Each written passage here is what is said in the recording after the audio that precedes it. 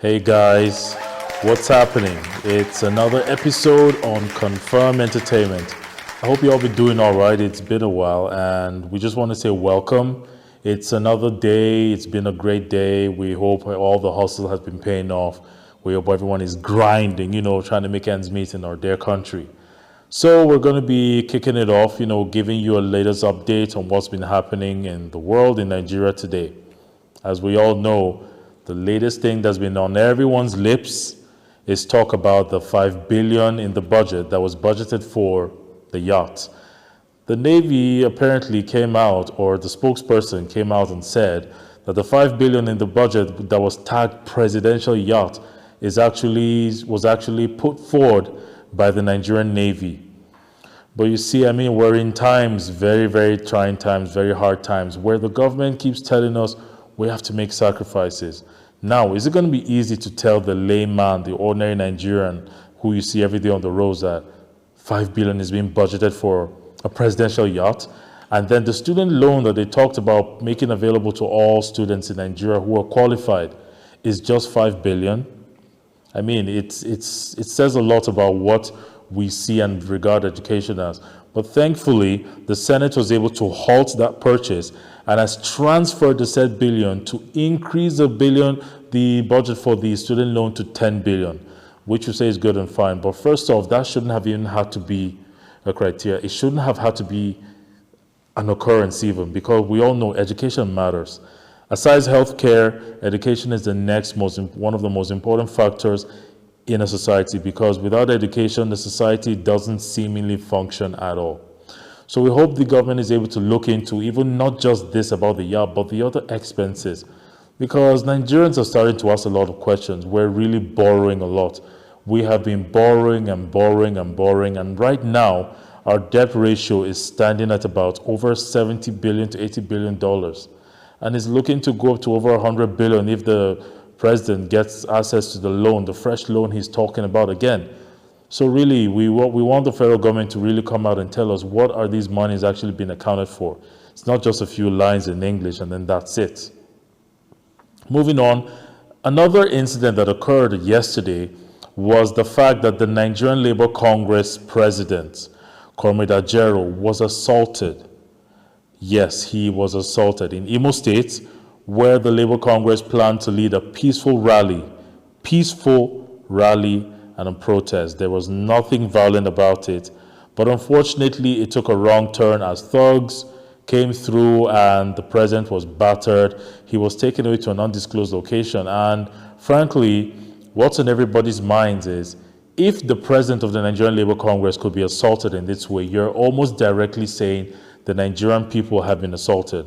Because even if the government gave a mandate that, okay, you're not supposed to hold a protest anymore, but currently Nigerians are suffering. You're telling people not to hold a protest, but they're going through a lot. Definitely they have nowhere else to turn to. They have nobody else to look to but to come back to meet you.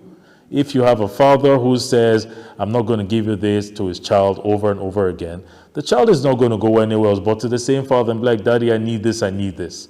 So, no matter what, we don't regard it as being lawful that the president or Labour Congress should be assaulted in such a manner, because the news we've gotten now is he has to be flown abroad for further treatment. This just goes to say a lot has to be done in our sector, even the health sector, because the truth is we don't see a lot of dignitaries, a lot of presidents, leaders coming to our own country for health, to take care of their health, to do operations and all that. So why should it be the reverse, that we are flying our own people out of the country? That's a lot of money that can be utilized in our economy. So I hope they look into this. Let the IGP come out, let them carry out the investigations and bring whoever was found culpable to book, because this is a precedent that does not need to be set at all. Now moving on, in Kogi State, the very, very, very illustrious lady Natasha Akpoti has been sworn in as a senator for Kogi Central. Now, if you guys have been following what's been happening in Kogi State, it's been crazy. It's been really one heck of a fight. This is one lady that has fought bull and horn. She has been relentless. She hasn't let up on anything at all. And the governor, Yahaya Bello, sent her a congratulatory message saying, okay, congratulations. But in a twist, she refuted and said, no, she's not accepting the congratulations because the governor attempted to have her killed. We really want to hope can throw more light on this because those are like very serious allegations. But we still believe that yes, justice was served in the end and she rightfully deserved the position because she really did fight for it. We hope to see a very, very many more justice being served in this manner as well because we truly need these kind of victories, at least for the people. Because when the people are giving what they want, everybody's happy. Now, another very, very, very important issue. Like, guys, this is, in fact, the highlight of everything. The federal government has said that the wage increment they were supposed to implement is actually going to have a setback. A setback. Now, what have they said? They said that there is actually no money to pay all the federal government workers the increment on their salaries that they said would be paid, and have now tasked the MDAs to look for funds because there's no money. But I mean, if the ordinary Nigerian hears this, it's going to raise a lot of flags because what we hear these days are billions, billions, billions. Renovation, billions. SUVs, billions. The senators did not deem it necessary to say the 70-something billion that was allocated for the SUVs is not really needed. Why not channel that money into trying to make the lives of Nigerians better? If you need to improve of the road sector, the power sector, the health sector, I mean, all these can help Nigerians in the long run because all it looks like with most Nigerians that we've encountered on a daily basis is that they're the ones suffering. People are the ones making the sacrifices. But the politicians are not really showing us that they are doing so on their end as well. And we really hope to see a change to this because there's really only so much Nigerians can be willing to take because everybody is tired. The fuel is going up. The price of fuel has slowly been climbing. And of course, the greatest of all, the dollar. Now, surprisingly, the dollar has managed to come back and close at about 768 naira as against 993 naira about 2 days ago. This, although it sounds good, still beggars the question. If you go, can you even get it? And what are the black market rates? Because the black market rates have still been operating at 1,100 to 1,300 naira. So we hope really that there's a greater unification of the Forex because Nigerians are feeling the plight of this to their very core. Now, guys, we'll go on a short break. When we get back, we'll fill you in a little sports details and don't go anywhere. I will be showing you some beautiful paintings made by the amazingly talented Judolotu.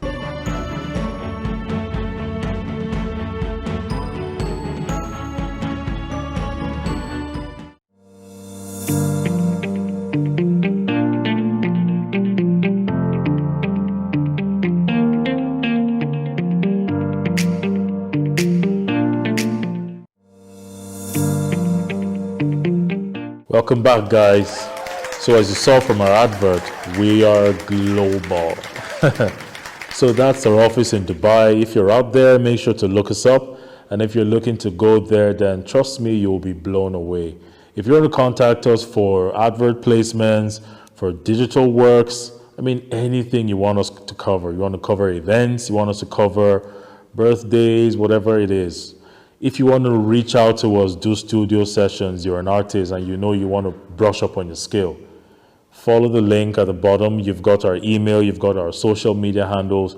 Reach out to us and we'll get right back at you. So coming back, we've got very few brief updates on the sports world.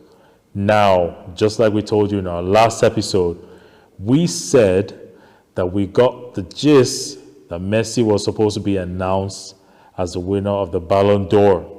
And, confirmed entertainment, just like our name implies. We confirm before we tell you. And it turns out to be true, so kudos to us. We want to say congratulations to Lionel Messi for the 8th time. That's 1, 2, 3, 4, 5, 6, 7, 8. Bro, 8. This is not easy, man. If you know what football is all about, you know that at his age, many footballers have retired, are retiring, are not really playing serious football anymore. But it's like this dude is just not letting up. He's aging gracefully and is even taking the bar higher for those who are even trying to look up to him and be like, okay, sir, you're my mentor. I want to be like you. So if you're really looking for someone to look up to, I mean, Lionel Messi is a really good role model to try and follow because consistency pays. Now we're going to show you a clip. It's of another GOAT. Lionel Messi is a GOAT, but we have another GOAT, Cristiano Ronaldo. You know, the gist has always been, who's better, Ronaldo, Messi, Ronaldo, Messi, Ronaldo, Messi, but they're all great players, bro. Don't even hate. They are all amazingly superb players. Now, this is a video of Ronaldo and his reaction when Lionel Messi was being announced for the 8th time as the Ballon d'Or winner. So there you have it. Well, we know that, you just keep doing your Ronaldo. You're a legend. You will always be a legend. I mean, in the books of football, in the history of football, you will never be forgotten. But, of course, I mean, this time Lionel Messi takes it all. So, over the weekend, we had a few matches. Oof. Manchester United, I mean, Red Devils, what is happening? It seems like they win some, they lose some, they win some, they lose some.